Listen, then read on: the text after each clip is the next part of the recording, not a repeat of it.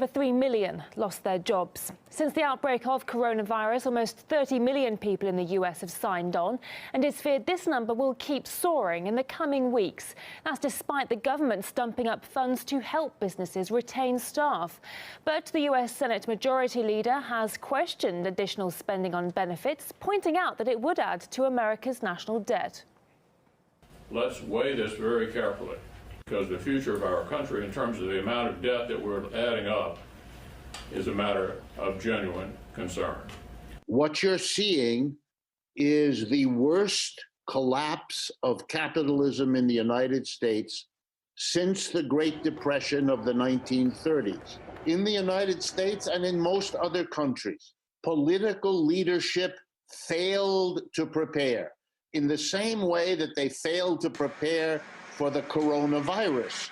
And so now we have two crises on top of one another, an unprepared for viral pandemic and an unprepared for capitalist downturn. Because the downturn is worse since it took 10, 11 years, and because we have this virus, it is an extreme collapse of capitalism.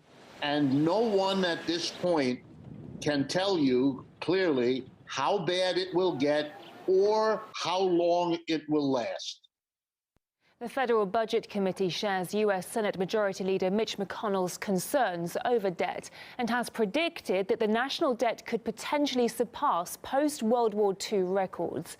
The US Treasury Secretary is adamant, though, that the Trump administration will spend whatever it takes. Economist Richard Wolff again says government is the only force that can solve the current crisis, but is being held back. We now have somewhere between 27 and 30 million people unemployed. That is, by the way, a serious undercount. At this point, the only thing would be a massive intervention by the state, by the government, to try to fit. No other social force exists in the Western capitalist parts of the world, but probably anywhere other than the government. And here then is the problem.